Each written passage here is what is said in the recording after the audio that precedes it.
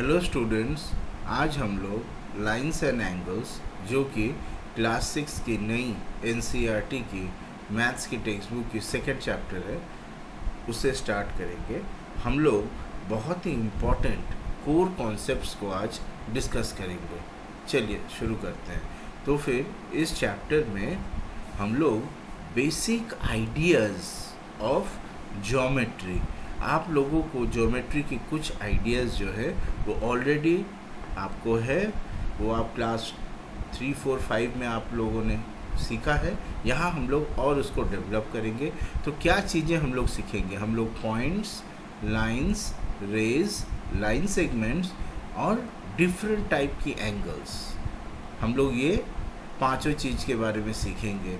यही जो 5 चीज़ें ये बेसिकली आपकी बिल्डिंग ब्लॉक्स ऑफ ज्योमेट्री है, प्लेन ज्योमेट्री। ओके, चलिए शुरू करते हैं। सबसे पहले हम लोग पॉइंट के बारे में डिस्कस करेंगे। तो make a dot on the paper with a sharp tip of a pen. ये देखिए मेरे पास पेन है, मैं एक डॉट बनाता हूँ। ये देखिए आपको दिखाई दिया। The sharper the tip the thinner the dot. मान लीजिए मैंने ऐसा डॉट बनाया और अगर थोड़ा छोटा बनाया तो ये देखिए ऐसा बनेगा। ओके, मतलब हम जितना टिप मेरा जो जितना शार्प होगा उतना ही देखिए छोटा डॉट बनेगा। Okay, this tiny dot will give you an idea of A point. इसी को पॉइंट कहते हैं। Okay students, okay, a point determines a precise location, but it has no length, breadth or height. Some models for a point are given below. देखिए आप tip of compass से point बना सकते हैं यहाँ पे, फिर शार्पन्ड एंड ऑफ पेंसिल से पॉइंट बना सकते हैं। नीडल जो है सुई धागा वाला सुई, उससे भी एक पॉइंट बना सकते हैं। याद रखिए इसका नो लेंथ, कोई लेंथ नहीं होता है, न ही ब्रेड्थ होता है। ओके, बेसिकली इसे आप एक वन डायमेंशनल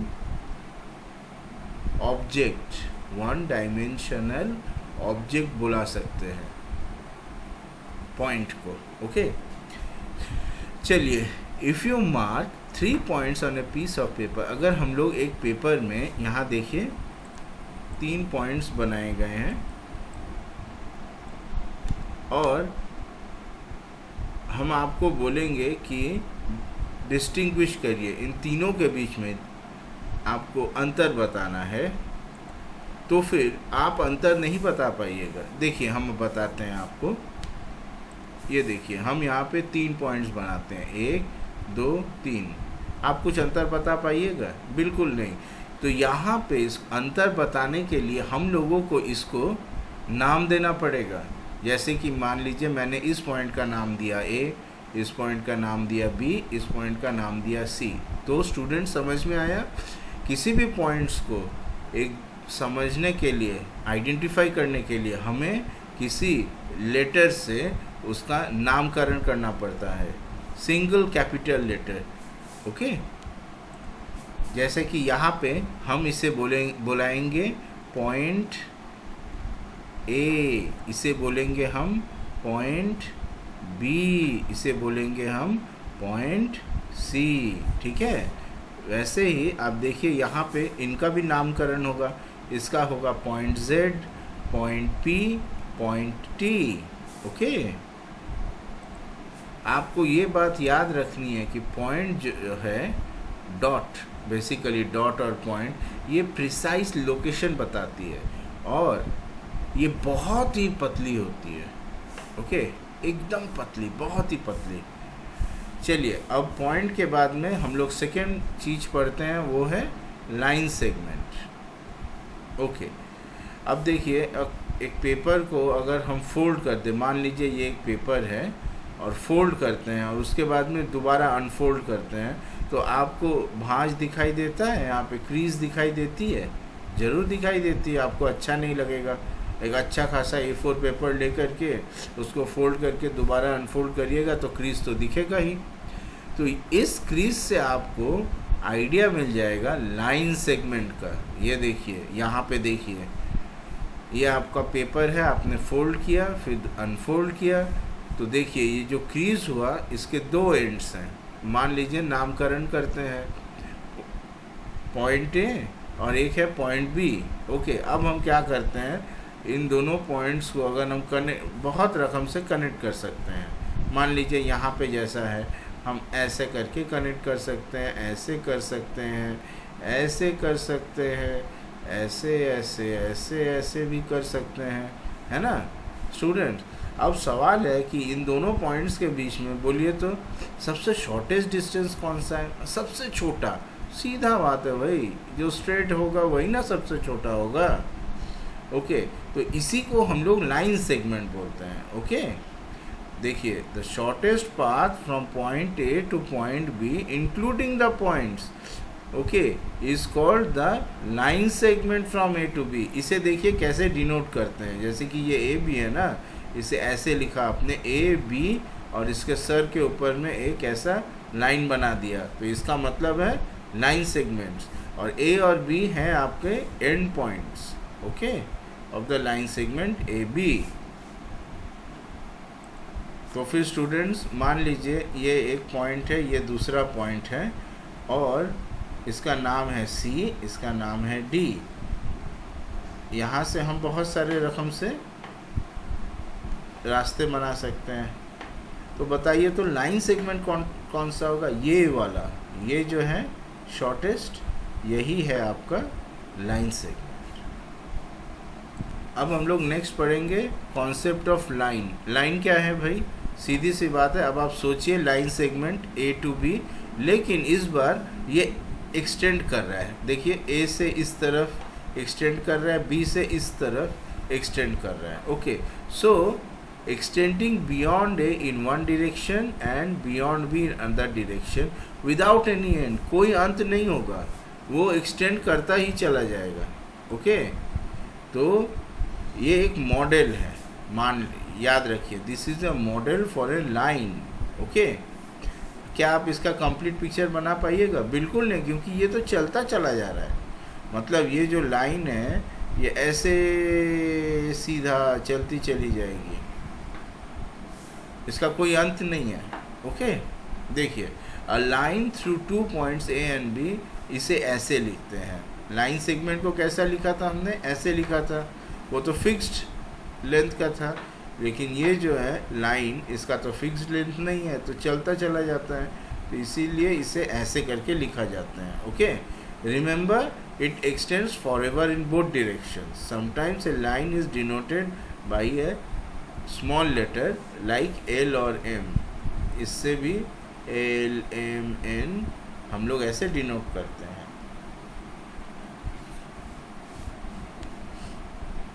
ओके, अब हम लोग कॉन्सेप्ट डिस्कस करेंगे रे के बारे में। रे क्या है? रे है उसी लाइन का, ray is a portion of the line that starts at one point called the starting point और the initial point and goes to endlessly in one direction. मतलब लाइन में क्या था? दोनों तरफ चल रहे थे। लाइन सेगमेंट में क्या था? वो तो फिक्स्ड लेंथ का था। लाइन में दोनों तरफ चल रहे थे ना।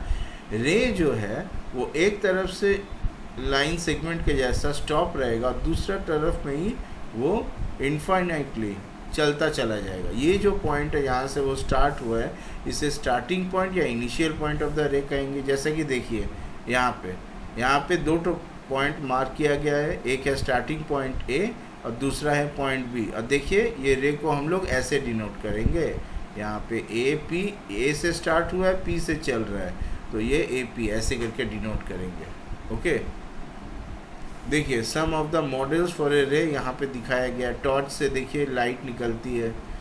लाइट क्या अंदर की हो जाती है? नहीं, वो तो बाहर की हो जाती है। ये ऐसे करके बनाया गया है। ये देखिए सूरज की किरणें, ये भी तो चारों तरफ बाहर की ओर आती हैं। ओके, ये भी आपका जो है रे का एग्जाम्पल है। देखिए लाइट हाउस से भी लाइट निकल रही है चारों ओर।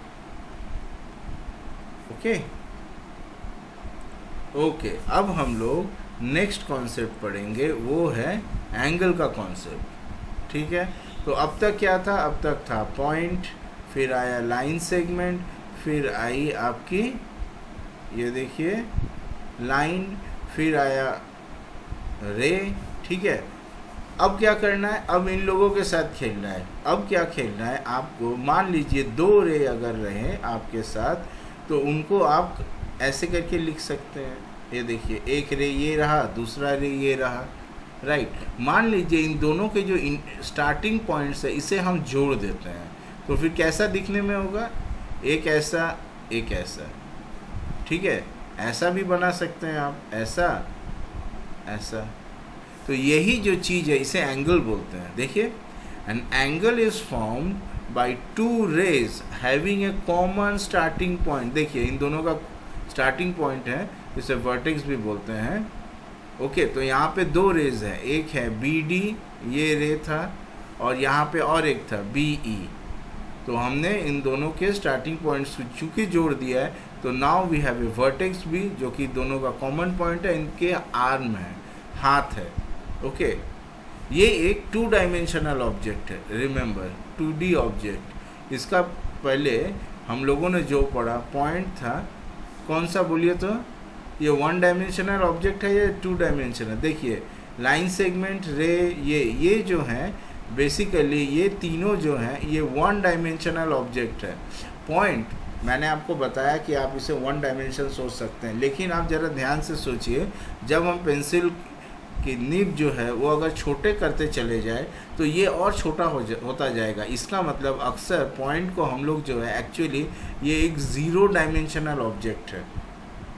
Okay, point is a 0 dimensional object. Next आपका लाइन सेगमेंट, रे और लाइन, ये तीनों 1 डायमेंशनल ऑब्जेक्ट है, और ये जो एंगल आ गया यहाँ पे ये है आपका 2 डायमेंशनल ऑब्जेक्ट। ओके, चलिए ये देखिए point B is called the vertex of the ray, जैसे कि मैंने बताया, और रे के 2 आर्म हैं। आर्म कौन कौन से हैं भाई, बी डी और बी ई, और इसका वर्टेक्स कौन सा है, वर्टेक्स है बी। तो फिर एक एंगल के कितने पार्ट्स हो गए, एंगल के 3 पार्ट्स हो गए, एक वर्टेक्स और 2 आर्म। अब दूसरा बात आ गया कि इस एंगल का नामकरण कैसे करें, इसे नाम से कैसे बुलाएं। हम लोग इसे एंगल डी बी ई या एंगल ई बी डी ये कह सकते हैं, और अक्सर बार बार एंगल लिखने की जगह मैथ्स में ये सिंबल यूज़ किया जाता है। इसका मतलब देखिए अब हम लोग ऐसे करके लिखेंगे, एंगल डी बी ई या एंगल ई बी डी। देखिए डी बी ई मतलब आप ऐसे करके भी बोल सकते हैं भाई एंगल है, या ऐसे करके भी बोल सकते हैं। So angle D B E वो ये वाला हो गया, ये भी बुला सकते हैं, या एंगल ई बी डी ऐसे भी बोल सकते हैं, ई बी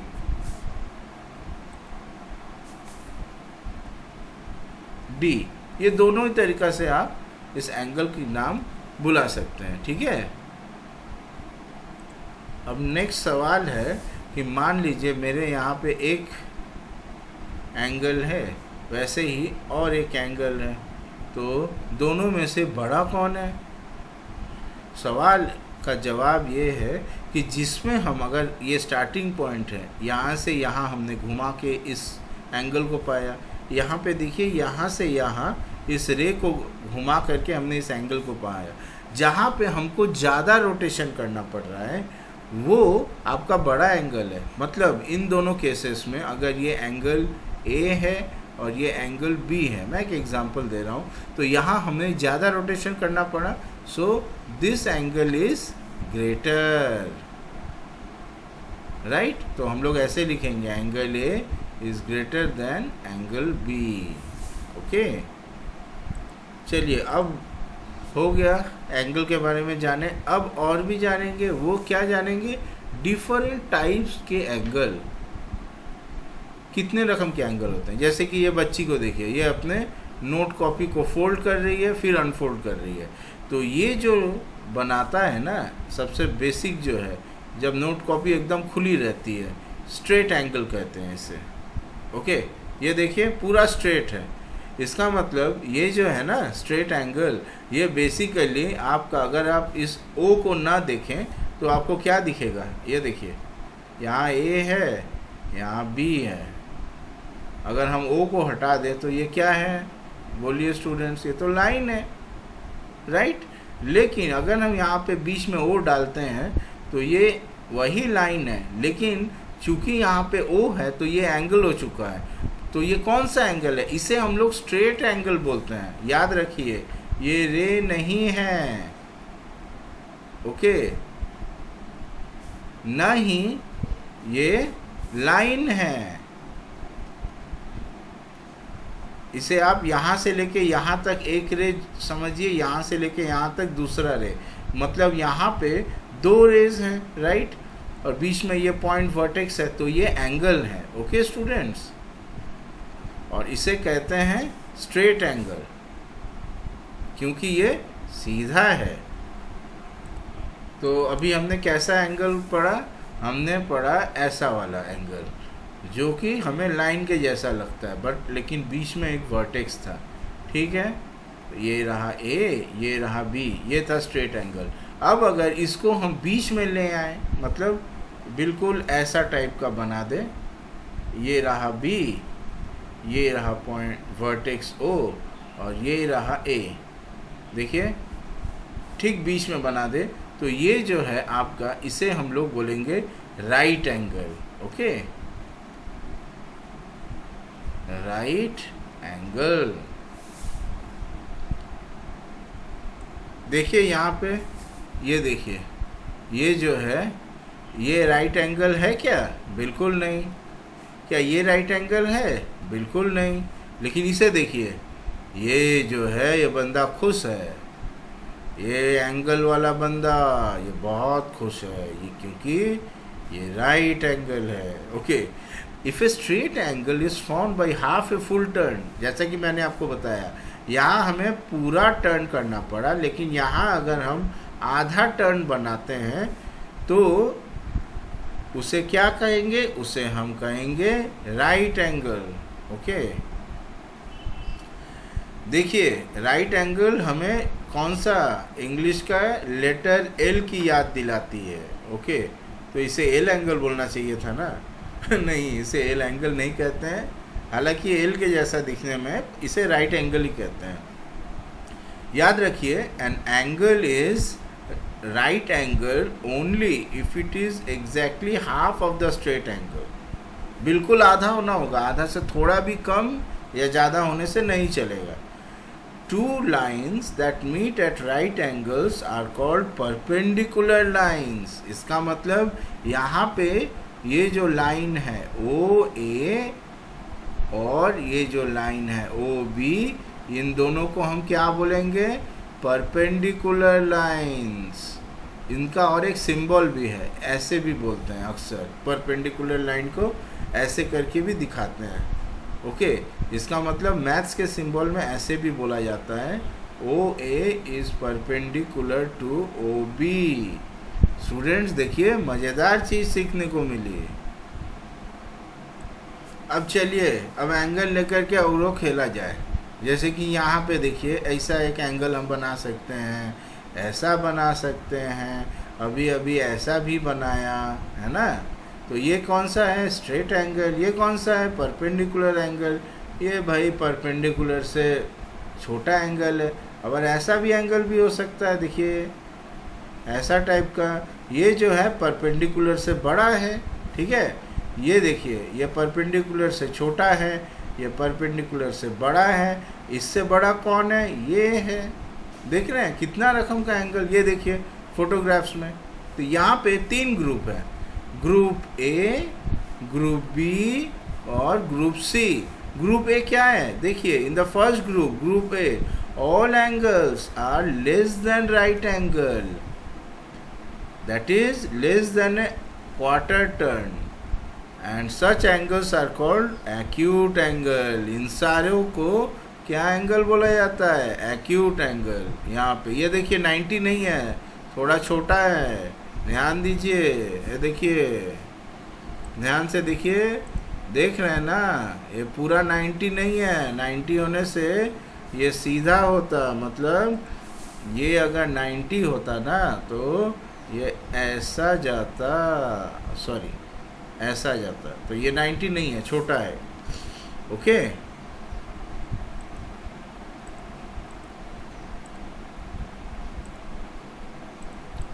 हाँ, तो जहाँ हम थे, चलिए ये भी देखिए, ये भी एक्यूट एंगल है, ये भी छोटा है। और ये कौन सा है? ये है हम लोगों का राइट एंगल। सही है भाई, सही एंगल है। चलिए उसके बाद में ग्रुप सी, ये क्या है? ये तो भैया यही वाला चीज़ है जो हमने अभी दिखाया था आपको, राइट से बड़ा वाला एंगल। तो इसका कोई नामकरण है क्या? जरूर है। क्या कहते हैं इसे? इसे कहते हैं ऑब्ट्यूस एंगल। मतलब अगर टर्निंग जो है वो आपका क्वार्टर टर्न जो राइट वाला है उससे ज़्यादा हो जाए लेकिन स्ट्रेट एंगल से कम हो, तो फिर इसे कहेंगे हम ऑब्ट्यूस एंगल। ओके, तो देखिए यहाँ हमने एक्यूट और ऑब्ट्यूस, तो ये है आपका राइट, ये है ऑब्ट्यूस और ये है एक्यूट एंगल्स। 3 प्रकार के एंगल्स। देखिए हमने तो 2 एंगल को कंपेयर करना कैसे है वो पता किया, जैसे कि ये अपना एक एंगल है, ये दूसरा है, ये तो टर्निंग कम हो रहा है, ठीक है। लेकिन अगर कोई एक नंबर होता, ये तो क्वालिटेटिव बात है ना भैया, छोटा टर्न है भैया, बड़ा टर्न है, और ये वाला जो है वो उससे भी बड़ा टर्न है, मतलब इससे बड़ा ये, इससे बड़ा ये। लेकिन ये तो सारी क्वालिटेटिव बातें हैं। क्या कोई नंबर होगा कि भैया ये तो टर्निंग 1 है, ये टर्निंग 2 है, ये टर्निंग 3 है? ऐसा कोई नंबर होगा ना, मतलब हम जो है क्वांटिफाई करना चाहते हैं तो हमको क्या करना पड़ेगा? ओके, कुछ तो करना पड़ेगा। इसका मतलब प्रिसाइसली मेज़र करना पड़ेगा। देखिए प्रिसाइसली मेज़र करना पड़ेगा हम लोगों को। तो इसके लिए जो महान मैथमेटिशियंस हैं उन लोगों को एक आइडिया सूझा। क्या आइडिया सूझा? वो they divided the angle at the centre of a circle. एक सेंटर ऑफ द सर्कल लिए और देखिए यहाँ पे देखिए क्या किया, एक पॉइंट को ले करके हम अगर यहाँ से रे बनाएं और ये घुमाए पूरी एकदम यहाँ से लेके यहाँ तक, तो ये जो बन रहा है इसको हम 360 इक्वल पार्ट्स में डिवाइड करते हैं। ये देखिए यहाँ पे बनाया गया है। तो मैथमेटिशियंस ने यही आइडिया किया कि चलिए भाई इस एंगल को जो है, ये जो पूरा एंगल हो रहा है ना, इसको कितना भाग में भागते हैं, बांटेंगे हम लोग, या नंबर याद रखिए, बहुत इम्पोर्टेंट है स्टूडेंट्स। इसको भाई हम सीधा 360 इक्वल पार्ट्स में भाग करेंगे। 360 ये देखिए यहाँ पे बनाया गया है, और हर एक जो छोटा वाला है उसे हम ऐसे करके बोलेंगे डिग्री। ध्यान से देखिए, हम जूम करेंगे, जूम जूम जूम जूम, देखिए ये देखिए दिखाई दे रहा है, ये देखिए 0। और जूम करे, क्या किया जाए, ये देखिए ध्यान से देखिए, ये 0 था, ये पहला पार्ट 1, ये दूसरा पार्ट 2, 3, 4, 5, 6, 7, 8, 9, ये देखिए 10। दिख रहा है आपको? मतलब हम ऐसे करके ही और भी जूम कर सकते हैं। ये देखिए जूम करके हम लोगों ने ऐसे करके पूरा सर्कल को जो है 360 भाग में बांट दिया। ओके स्टूडेंट्स, ये देखिए 360 भाग में बांटा। ये है बेसिक आइडिया, बहुत ज़रूरी है। ये जो एंगल का मेजर है कैसे आता है, इस चीज़ को आप समझिए। हम फिर से जूम करेंगे, देखिए आप कैसे करके बांटा जा रहा है, ये बहुत ज़रूरी है। ओके, हाँ, तो फिर 360 पार्ट हुआ, और हर एक छोटा पार्ट जो है उसे हम लोग बोलेंगे, देखिए 1 डिग्री। तो टोटल कितना हुआ? 360 इंटू 1 डिग्री, तो हो गया 360 डिग्रीज। ओके, इसी को बोलते हैं 360 इक्वल पार्ट। यहाँ देखिए हम फिर जूम करेंगे, ध्यान से देखिए स्टूडेंट्स। यहाँ आपका टोटल 30 यूनिट्स है, मतलब 30 डिग्री है, ऐसा टाइप का होता है। ओके, चलिए, this unit measure is use to assign measure to any angle. हम किसी भी एंगल को जो है 1 डिग्री पार्ट करके टोटल देखेंगे कि कितना सारा है। जैसे कि यहाँ पे है ये जो एंगल है, ये एंगल में यहाँ पे देखिए ध्यान से, यहाँ it contains 30 units of 1 degree angle, on so we say that the angle's measure is 30 degree. ठीक है, ये इंपॉर्टेंट है students. There are 30 units of 1 degree angle each, and so we say that the angle's measure is 30 degree. हम ये जो बोलते हैं ना भाई ये एंगल 30 डिग्री का है, एक्चुअली हम कहते हैं कि एंगल का मेजर जो है वो 30 डिग्री का है। ओके, अब देखिए नेक्स्ट, डिफरेंट एंगल्स। ये देखिए, what is the measure of the full turn in degrees. जैसा कि हमने अभी आपको दिखाया 360 इंटू 1 डिग्री इच, तो टोटल हो गया 360 डिग्री, राइट। उसके बाद में ये देखिए, ये जो स्ट्रेट एंगल है ये वाला देखिए, ये स्ट्रेट लाइन था ना, स्ट्रेट लाइन नहीं था, ये तो स्ट्रेट एंगल था। तो यहाँ कितना है 360/2, दैट इज 180। 360/2, 360 पूरा है, उसको 2 भाग में बांट दिए तो हो गया 180। ये देखिए ये कैसा है, ये पूरा था 360, ठीक, उसको हमने 1 2 3 4 भाग में बांटा, तो ये कितना एंगल होगा, ये होगा 360/4 इज, ये होगा आपका 90 डिग्री, राइट, 90 डिग्री। इस डिग्री को ना ऊपर में एक छोटा सा बिंदु से डिवाइड करते हैं, छोटा सा ये जो है इससे डिनोट करते हैं आपका। अब देखिए यहाँ पे ध्यान से देखिए, ये जो है इसे बोलते हैं प्रोट्रैक्टर। ये आपको आपका ज्योमेट्री बॉक्स में मिल जाएगा। यहाँ से इस चीज़ को यूज़ करके देखिए, ये 360 डिग्री वाला जो है यहाँ पे 180 इक्वल पार्ट्स में भाग किया गया है प्रोट्रैक्टर में। तो ये जो है बेसिकली देखिए दोनों तरफ से है, ऊपर से देखिए, यहाँ से देखिए ऐसा करके है, 0 से 180 डिग्री तक इक्वल पार्ट्स है। अंदर में देखिए, अंदर में भी है 0 से लेके 180, देख रहे हैं, ये रहा 180, ये रहा 180। तो ये जो प्रोटेक्टर है इसे यूज़ करके हम किसी भी एंगल को मेजर कर सकते हैं। कैसे, ये देखिए ध्यान से देखिए, मान लीजिए ये जो है, हम और जूम करेंगे, let us zoom, yes, see here students, ये देखिए ये जो एंगल है से पी ओ और क्यू, ये वाला एंगल देखिए, ये है आपका टोटल, ठीक है, ये एंगल तो कितना है, इसे जानने के लिए 0 के साथ हम P को कोइंसाइड करेंगे।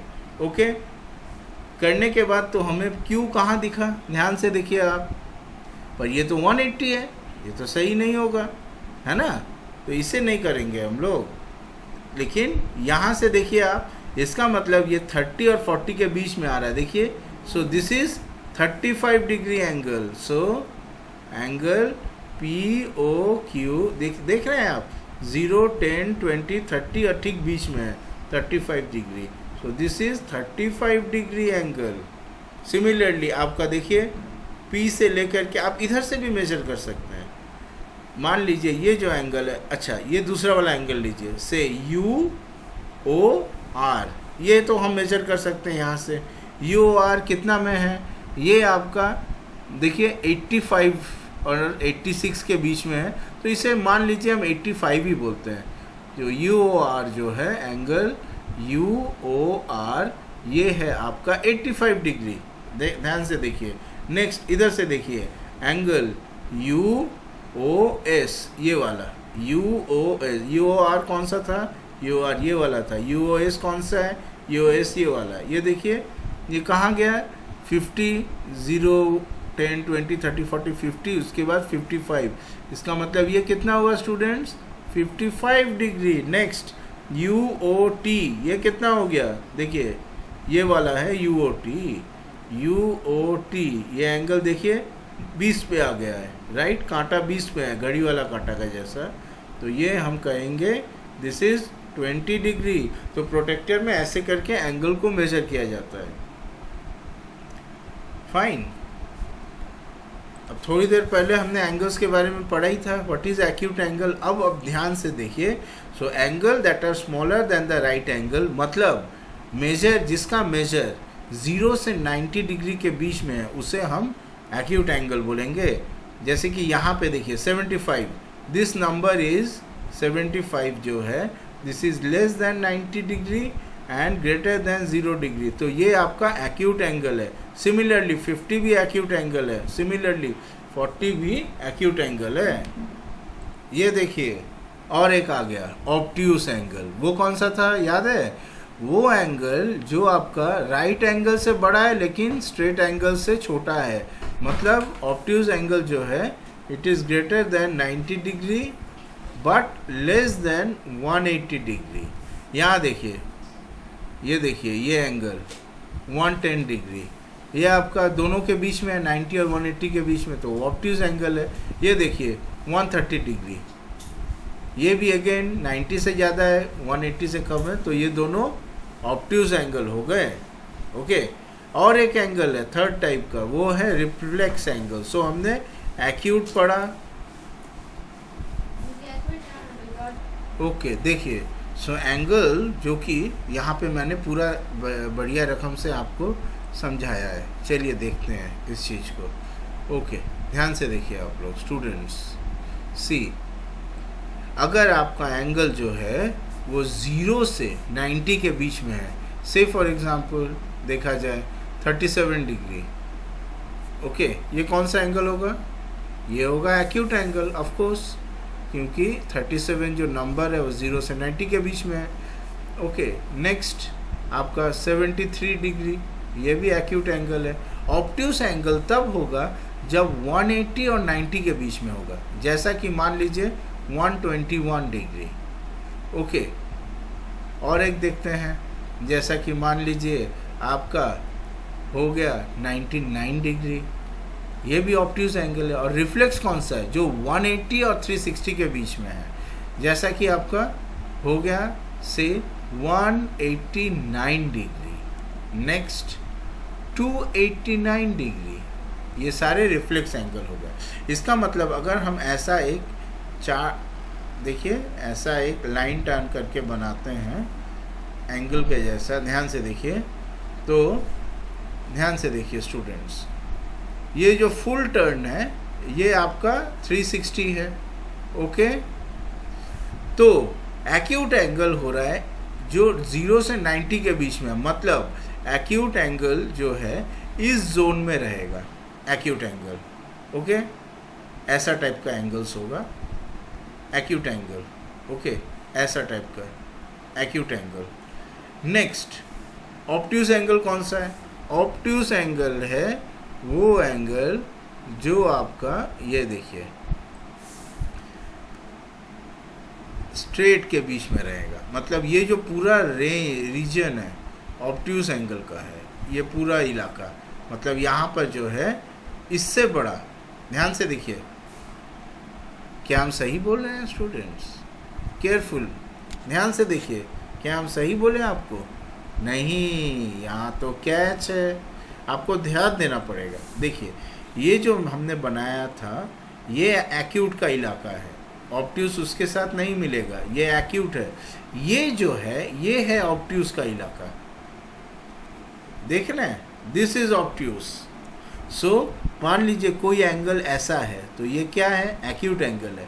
मान लीजिए कोई एंगल ऐसा है तो वो क्या है? Obtuse angle. Okay, so this is obtuse angle, this is acute angle. What is reflex angle then?